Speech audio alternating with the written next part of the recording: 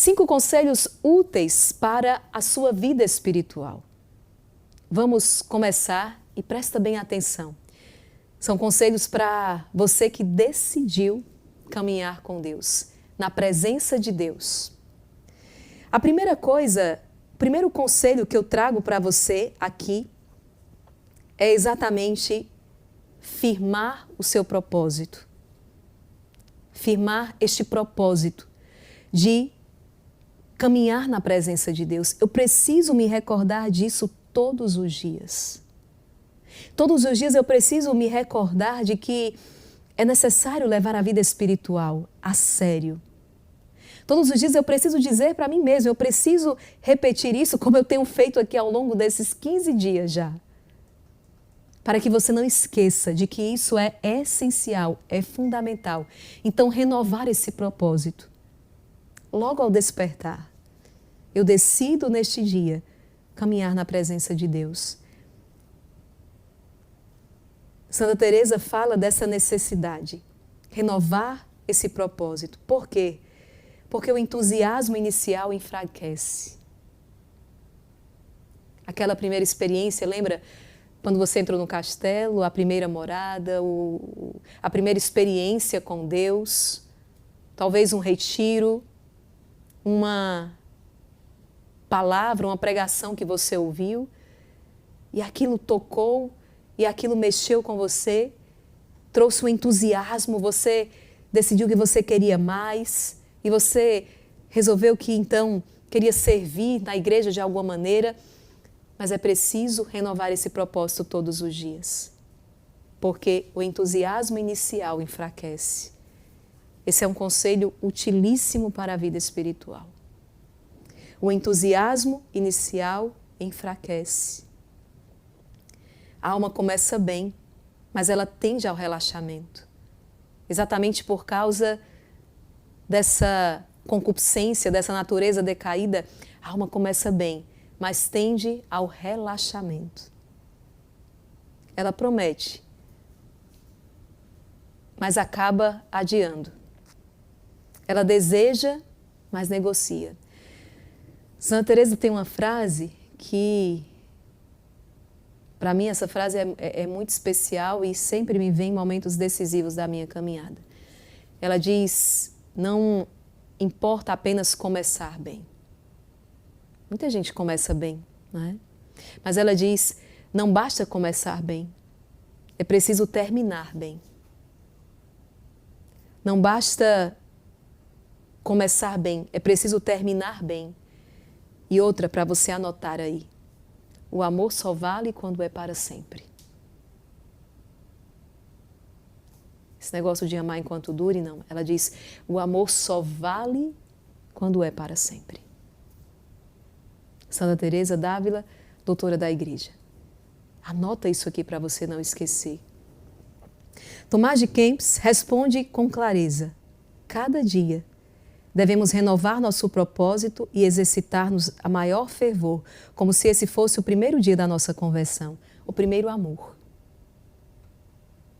Quantas crises conjugais, eu sempre volto para a experiência do casal esposo e esposa, porque nos ajuda a entender.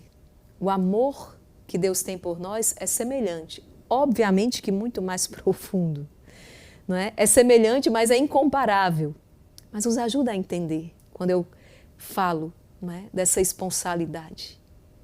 Então, veja bem, é como se fosse o primeiro dia da nossa conversão, o primeiro amor. Quantas crises conjugais seriam vencidas quando o esposo ou a esposa simplesmente faz memória dessa chama inicial.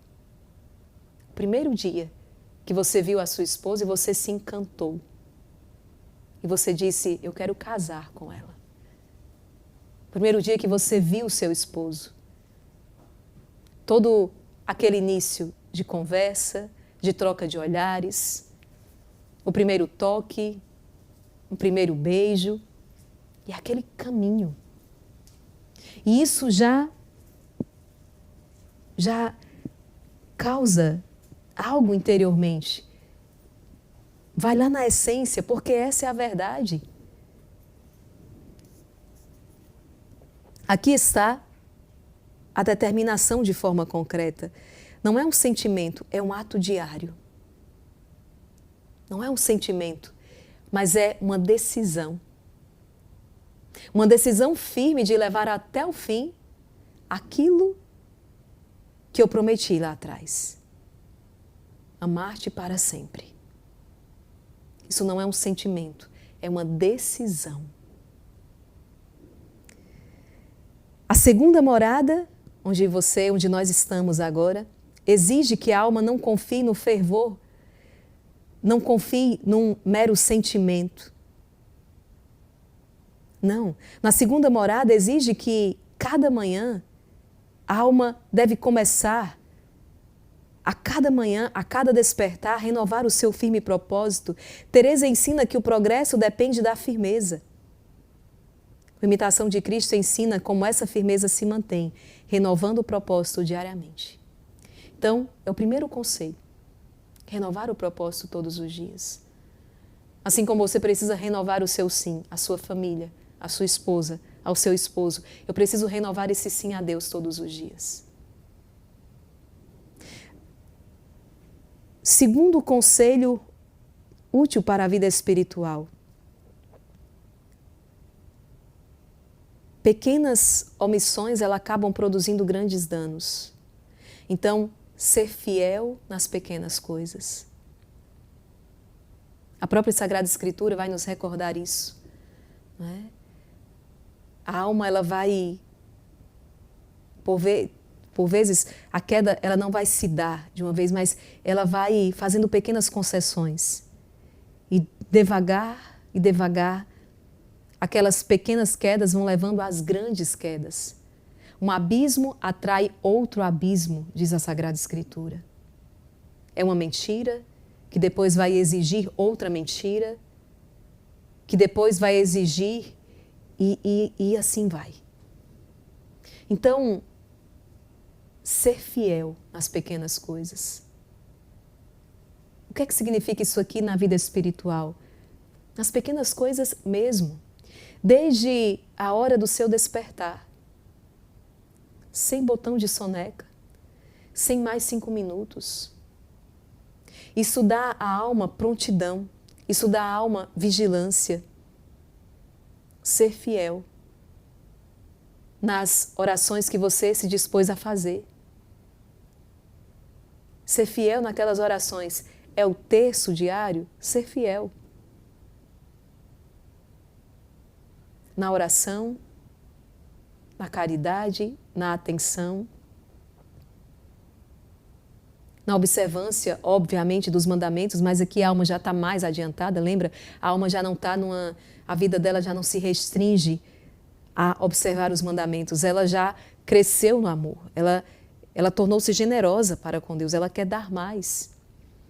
Ser fiel nas pequenas coisas, na sua oração diária, ser fiel no seu encontro com Deus, na sua adoração, ser fiel na busca da virtude, nos seus relacionamentos, ser fiel nas pequenas coisas, na honestidade, na integridade ali no trabalho. Ah, mas é só isso aqui, é besteira, é uma bobagem. Não. Quando você começa a fazer pequenas concessões, você acaba caindo em grandes males. Santa Teresa insiste que o inimigo trabalha na displicência. Ele não precisa de grandes quedas, basta o relaxamento. Ah, hoje eu acho que eu não vou fazer isso. Né? Hoje eu não faço isso, amanhã eu não faço aquilo, e aí eu vou encurtando. Kempis confirma, raras vezes passa sem dano qualquer leve omissão de nossos exercícios, de nossos deveres, para com Deus, para com o próximo. Vamos lá, como religiosa, você como pai, mãe de família, como trabalhador, profissional, como um filho. Existem deveres para com seus pais, deveres de acordo com o seu estado de vida, o seu estudo. Então, existem os deveres de cada dia.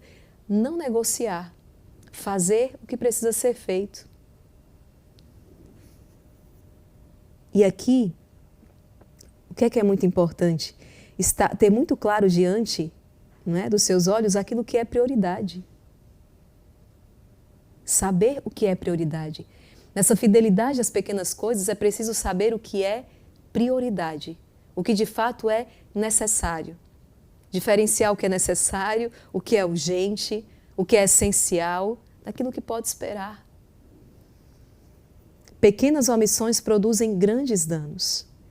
Na segunda morada, a alma ainda subestima as pequenas negligências, mas são exatamente elas que corroem o seu edifício espiritual. Outro dia, a irmã me mostrava um livro, quando eu virei, o livro estava devorado. Eu falei, o que foi isso? Foram traças.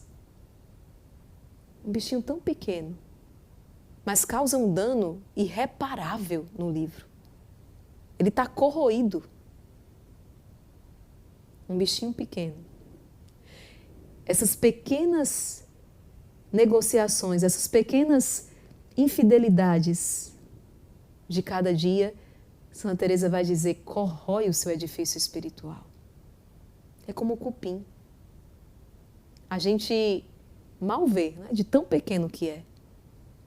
Mas se você não cuida, quando pensa que não, está lá um armário, todo carcomido, todo oco por dentro, só a casca. Por quê?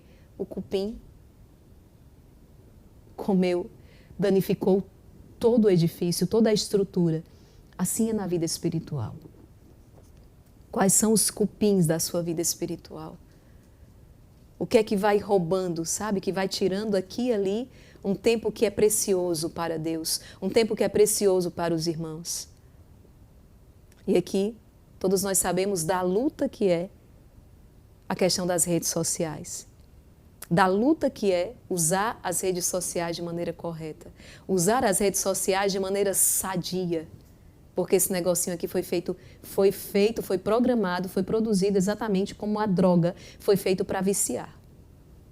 Por mais maduro que se seja, isso aqui foi feito para viciar. Então, tocou nisso aqui, se está vulnerável. É necessário uma santa violência consigo para usar corretamente, usar de maneira sadia, para que não seja um ponto de um cupim, né? Um cupim na sua vida espiritual. Mas quantos outros cupins? Quantos outros cupins? Uma preguiça não combatida. Né? E nós vamos chegar daqui a pouquinho essa parte na questão do exame de consciência. Então, ser fiel nas pequenas coisas. Renovar o propósito todos os dias, ser fiel nas pequenas coisas. Não é que você tenha que de repente, tem que se propor a fazer muitas coisas.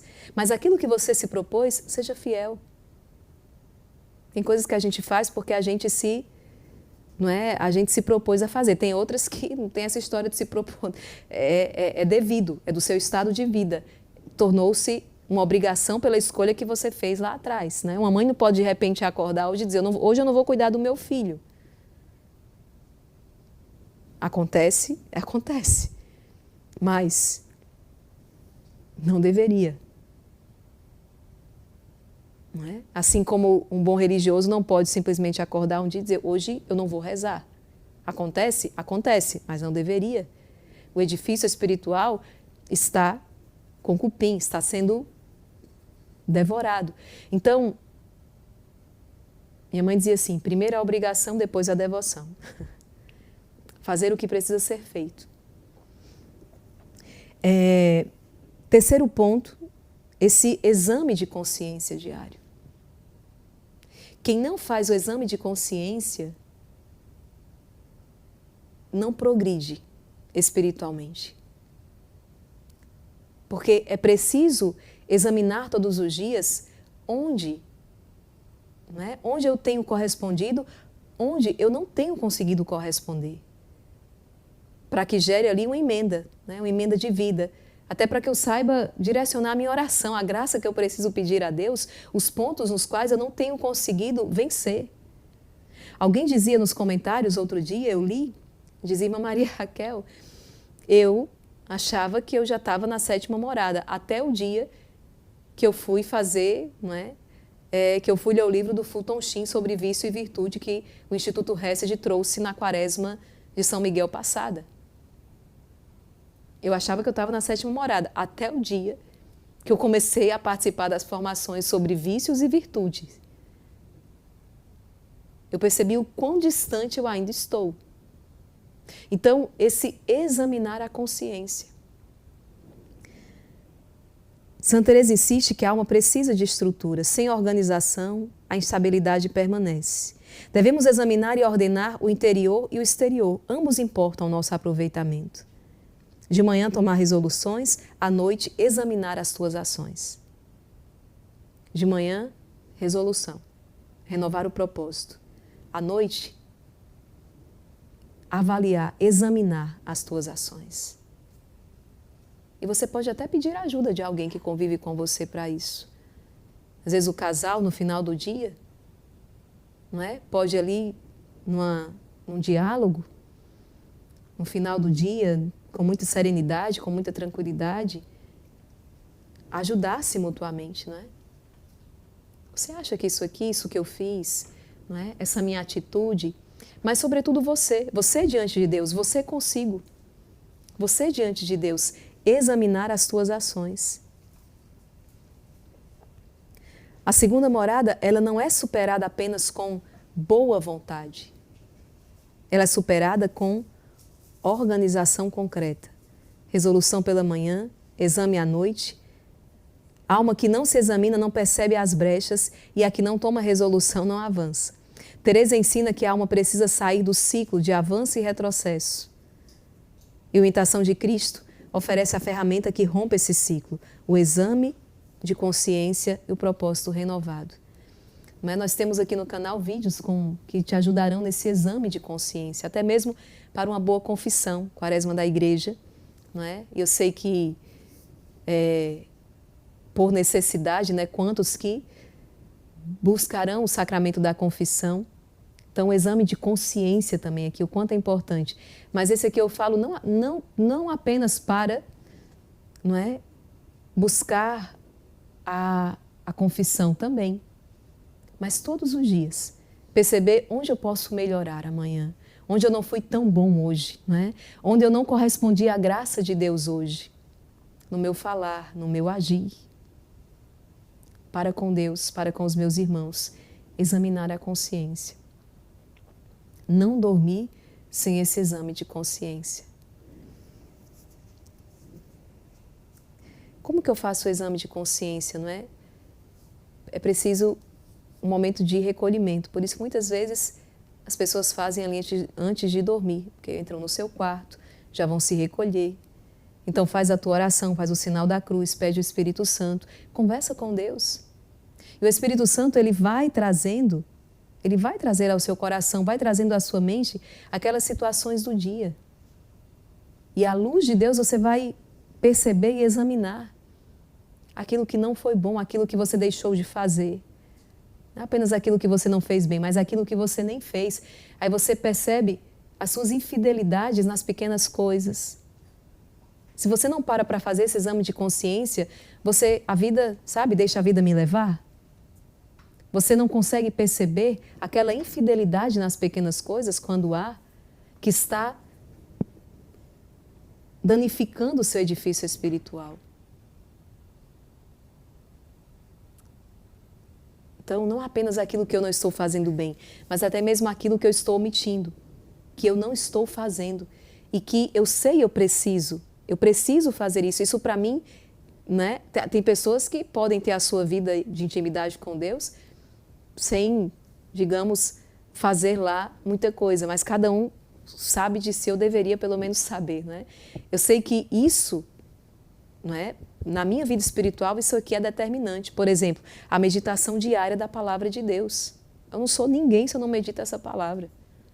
Na minha caminhada com Deus, a meditação diária da palavra, ela é chave, ela é determinante.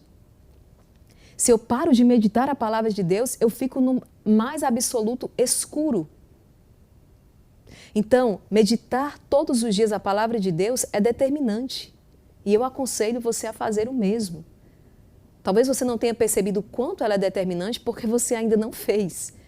Mas quando você adota isso como uma prática diária, você vai perceber que sem a palavra de Deus não dá. Ela é alimento, ela nutre, ela ilumina, ela clareia o teu caminho, ela ilumina as suas decisões, ela te traz discernimento, ela te faz andar nesta presença de Deus. E é exatamente essa palavra que te salva nos teus combates espirituais. Porque quando o maligno vem para enganar e iludir, é a luz da palavra de Deus que dissipa aquela treva, que estoura aquela bolha. É a palavra de Deus. Por isso que eu tenho tanto cuidado de todos os dias colocar aqui a meditação diária da palavra para você. O Instituto Hesed, todos os dias, nós colocamos a meditação diária da palavra de Deus. Mas não ouvir como um ouvinte distraído. Ai, Maria Raquel, todos os dias eu escuto enquanto eu estou fazendo café, estou fazendo alguma coisa. Não é que isso seja ruim. Continue. Continue fazendo. Mas é preciso tirar um tempo onde toda a sua atenção, onde toda a tua energia, onde todo o foco esteja voltado para este momento. Isso é muito importante. É bom que você faça as suas tarefas diárias ouvindo a palavra, ouvindo, rezando ali, colocando o rosário para rodar ali, para novamente. Isso não tem problema nenhum nisso. Isso é bom, é ótimo. Você podia estar ouvindo coisas tão indevidas e você está se enchendo de algo que é benéfico para a tua alma. Mas o que eu estou dizendo é, isso, né, essa prática de ao longo do dia estar ouvindo as orações, a palavra no meio dos teus afazeres, não substitui aquele momento no seu dia em que você precisa necessariamente parar. Eu ia dizer obrigatoriamente, porque e é mesmo, aqueles que decidem que querem ter vida interior, isso aqui é obrigatório. Onde você para e toda a tua energia, teu foco, tua atenção está voltada para esse momento. Né? Não tem problema rezar enquanto faz as coisas, mas não pode fazer coisas enquanto você está rezando.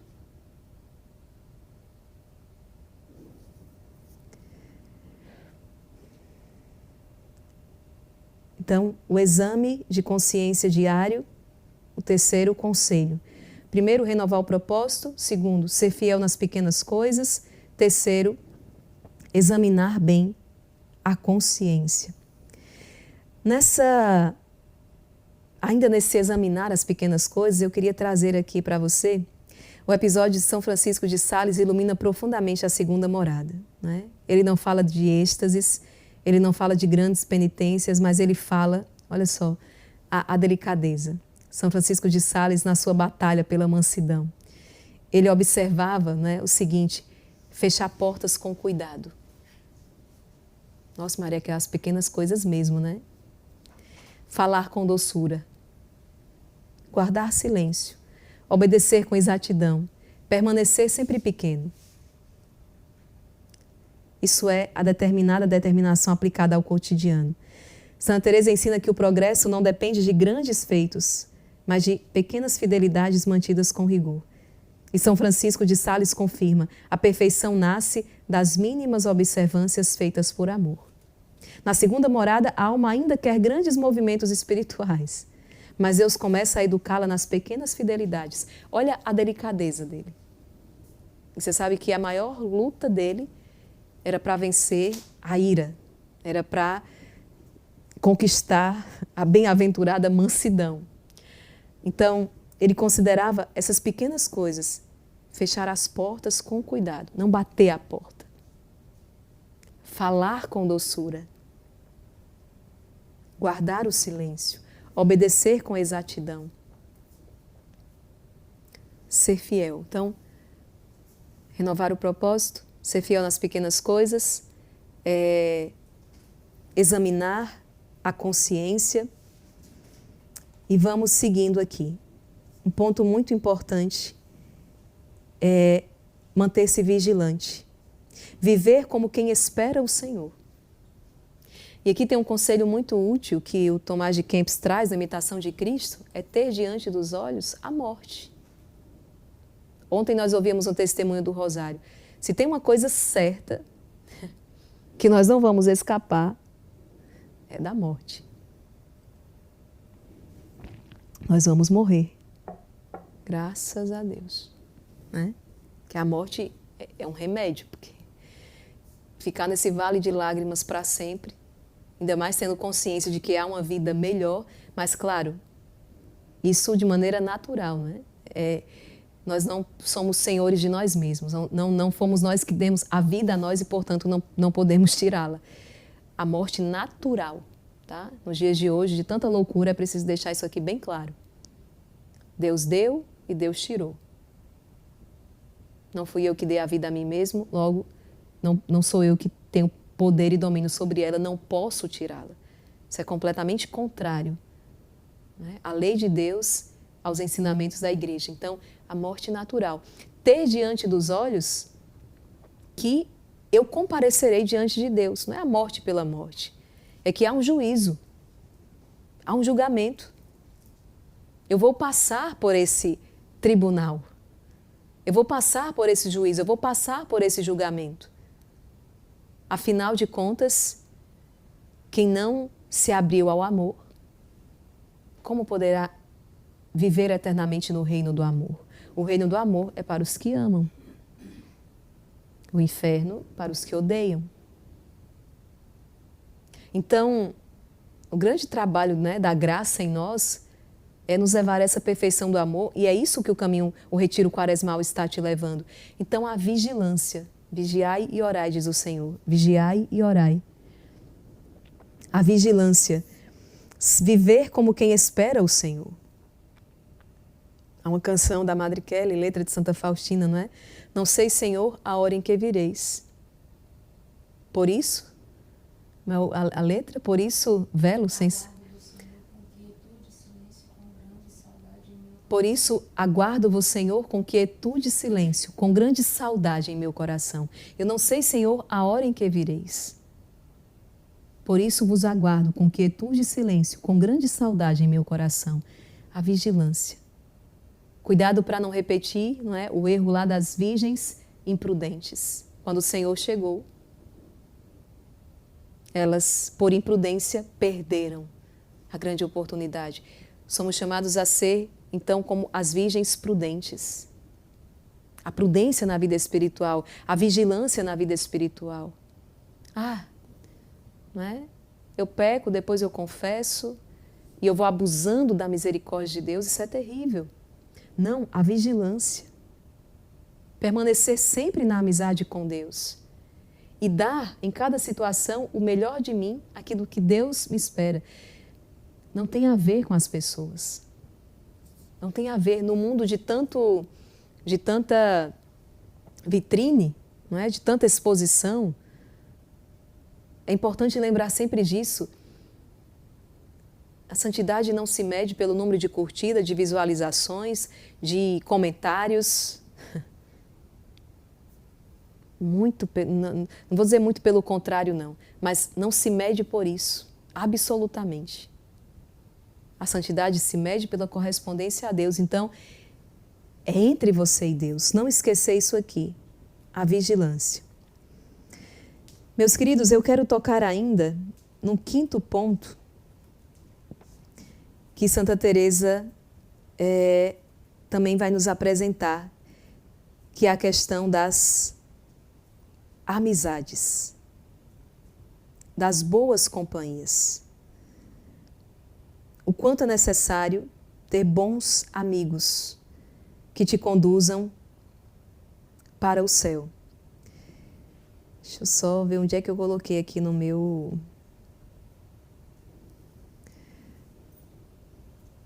nas minhas anotações. A amizade.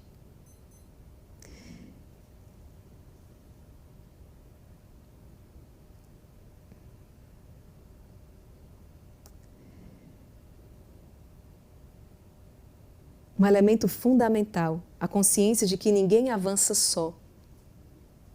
No caso de Santa Teresa, as irmãs possuíam a força de uma vida comunitária, de correção fraterna, e por isso ela orienta que a alma busque apoio concreto.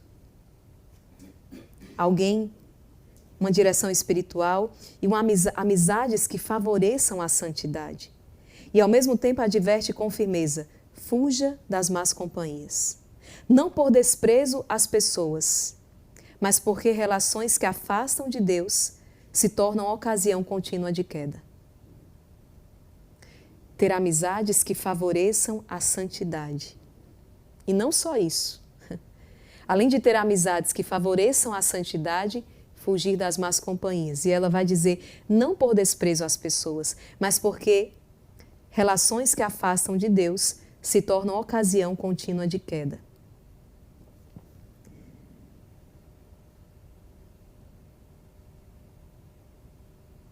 Então, a importância de, nesse ponto, estamos na segunda morada, manter boas amizades, nutrir bons relacionamentos, pessoas que sejam essa ponte, pessoas que te conduzam a Deus, as boas conversações. Quais são as minhas conversações, os meus diálogos. Ontem nós não conseguimos finalizar a leitura, os exercícios do bom religioso, e eu quero concluir com você, porque é exatamente esses conselhos úteis, não é, que ele apresenta, conselhos úteis para a vida espiritual. E vamos prosseguir aqui. Estou no capítulo 19 do livro 1. Vamos lá. Eu vou retomar só um pouco aqui. Empenhemo-nos quanto possamos e ainda cairemos levemente em muitas ocasiões. Sempre, no entanto, se há de ter como propósito algo determinado, foi o nosso primeiro conselho, né? E se hão de propor, sobretudo, aquelas coisas que mais nos são de impedimento. Quanto mais difícil, mais firme o propósito. Todas as nossas realidades exteriores e interiores hão de ser perscrutadas igualmente ordenadas. O contínuo exame de consciência. Ambas as esferas são úteis ao próprio progresso. Se não consegues recolher-te continuamente, que o faça sequer de vez em quando.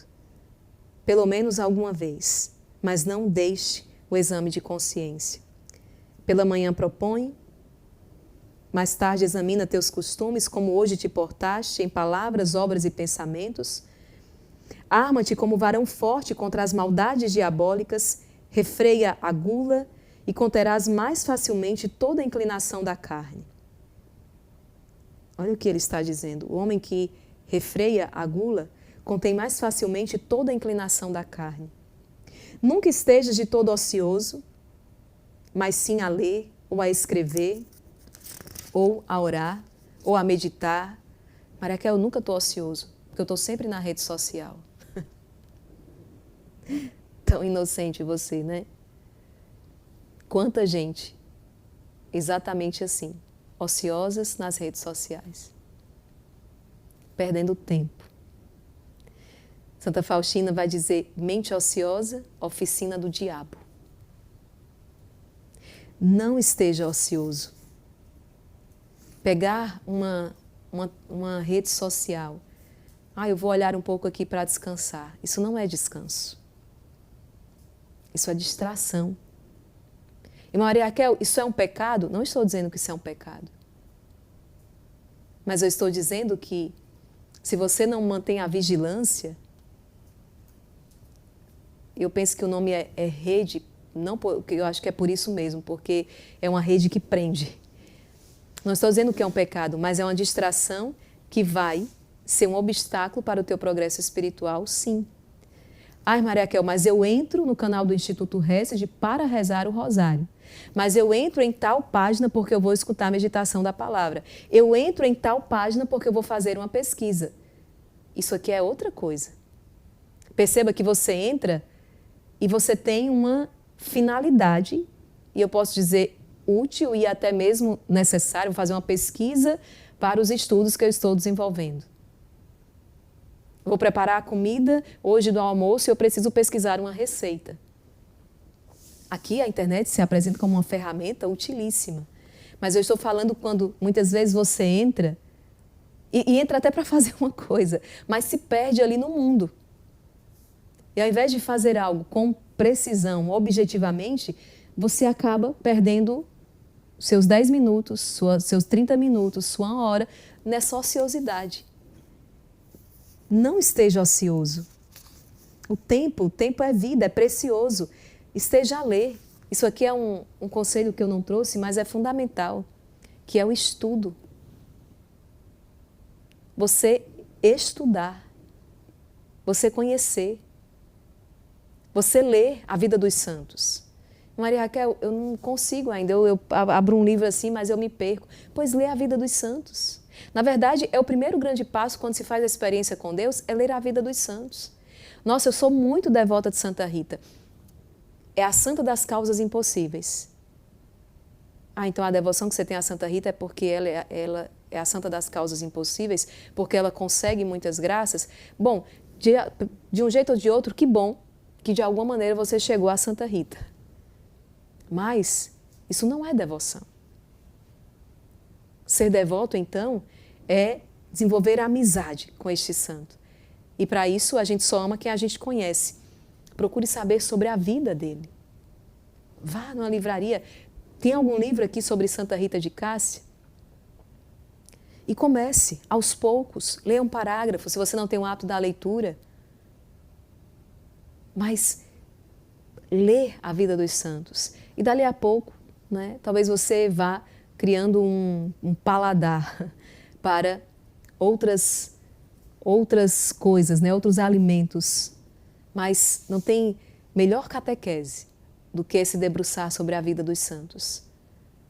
Quantas pessoas eu conheço que saíram de uma crise profunda, por exemplo, ao ler Padre Pio, ao ler Santa Teresinha do Menino Jesus. O santo pode começar pelo santo da sua devoção, ao ler sobre a vida de São Carlo Acutis. Então, o estudo, a gente estuda para tanta coisa, não é? Estuda para aprender, às vezes, a aperfeiçoar um talento, um dom ali, por exemplo, para a culinária, para cozinhar, e por aí vai. Então, estudar também. Os exercícios corporais hão de ser praticados com discrição e não se hão de tomar igualmente por todos, né? Então, aqui, sobretudo, as penitências. Os exercícios que não forem comuns não se hão de mostrar externamente aqui, exatamente por causa da discrição. Pois o que é privado, com mais segurança se pratica à parte. Cuidado, porém, para não ser espreguiçoso em relação ao que é comum e mais inclinado ao particular. Mas uma vez cumprindo íntegra e fielmente o que se deve fazer e o que foi mandado, se ainda resta tempo, volta-te a ti mesmo conforme desejar a tua devoção. De maneira especial, Kempis aqui escreve para pessoas que estão ali na vida comunitária, né?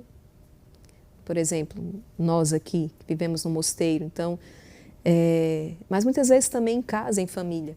O que ele está dizendo? É importante as penitências, os exercícios corporais, mas cuidado. Mantenha a discrição. E primeiro, a obrigação. Aquilo que é uma proposta para todos. Na casa, por exemplo, existem as obrigações. Então, o que é que acontece? Às vezes a pessoa vai e ela se impõe uma penitência. Não, nessa quaresma eu vou fazer mais uma penitência. Fazer uma penitência corporal. E aí, por exemplo, eu vou me privar de determinado alimento que eu gosto muito. Não vou comer doce. Isso é bom. Isso é algo bom. Mas, às vezes, eu me proponho a novas, né, a mortificações, quando eu não faço nem aquilo que, primeiro, é o meu dever. Por exemplo, eu me imponho essa penitência de repente, não comer doce, mas não faço ali a minha obrigação. Por exemplo, na sua casa você é responsável por tirar a mesa todos os dias. Mas você não tira a mesa.